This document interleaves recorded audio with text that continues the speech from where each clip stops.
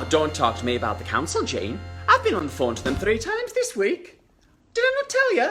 Friday afternoon, I'm doing the dishes in the kitchen, minding my own business, and I look out the window.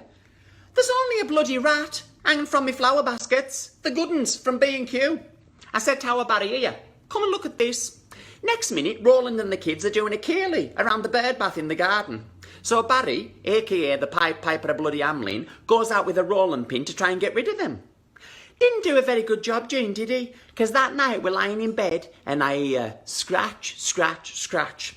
I said to our Barry, they're in the bloody loft.